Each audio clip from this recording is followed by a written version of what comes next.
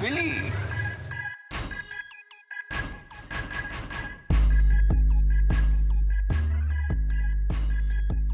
Bro, did you plan this meeting? No. This is absurd. You just end up wherever we are? Again?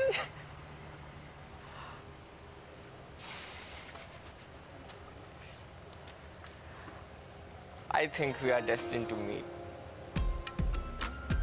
I think you should go out with me. Biro lang lahat sa'yo to, no? No, I'm serious. You wanna have a coffee with me? No. Anong ginagawa mo dito? Sabi na nga ba stalker ka eh. Diban? Pwede ba? Kung wala kang sasabihin maganda, huwag ka nang magsalita. O, diba? Yan, wag na. Then how do you explain the fact na lagi tayo nagkikita? Hindi ko alam. Okay? Pero kung meron man ditong pinaka-buiset sa mga nangyayari ngayon, ako yon. Hindi dapat kayo. Dahil mga pilingero lang naman din nagpipiling Diyos na nagsakatawang tao. Bakit? Dahil milyon-milyon ang followers niya sa social media? Social media? Excuse me.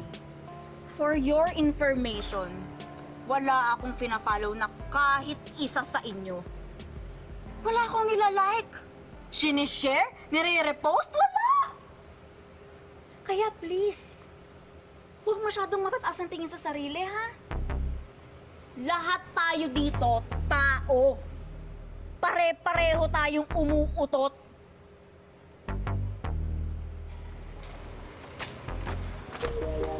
Billy! Billy! Reset. What are you doing? Sinusubukan kong i-reset ang utak ko para makalimutan kong nakilala ko kayo ng mga kaibigan mo. Please, understand. Ganun lang talaga ang mga kaibigan ko. Si Jai, he never takes anything seriously. Si Andor naman, just so quiet. Si Yuan may pinagdadaanan ngayon. Oh, di ba lahat naman tayo may pinagdadaanan? Hindi enough na excuse yung para ganunin nila ako. Tsaka ito, ano ka ba nila, abogado? Lagi mo silang pinagtatanggol? They're my friends. And I'm sure once you get to know them, you'll see that they're not bad people. Siguro nga. Pero hindi ko naman hinihiling na mag-transform pa kayo at maging mga santo.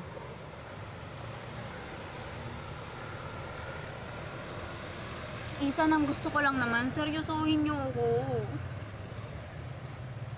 Alam mo ba, na naapektuhan na yung trabaho ko, yung pamilya ko, ng mga pinaggagawa ng mga kaibigan mo sa akin. Ay, naku. Siguro kayo, nagtatrabaho kayo to have fun. To enjoy. Ako, Ethan, nagtatrabaho ko kasi kailangan kong kumita ng pera. Hindi ko alam kung sa katulad mo na laking London, sa kanila, Beijing, India, o sa kahit saang sulok ng mundo, hindi ko alam. Pero kaming mga Pilipino, malapit kami sa mga magulang namin, sa pamilya namin, at ako, hirap na akong makita silang naapektuhan nang wala silang kasalanan. Apology lang naman eh. Yun lang ang gusto ko mula sa inyo. Sa kabila ng lahat ng ginawa nyo sa akin, yun lang, apology lang, Ethan. Pero mukhang kahit yun, hindi nyo pa maibibigay sa akin.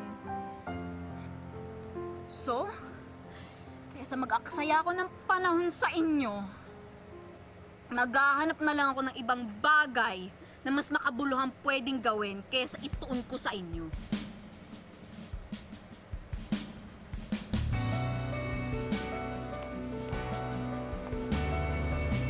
Billy!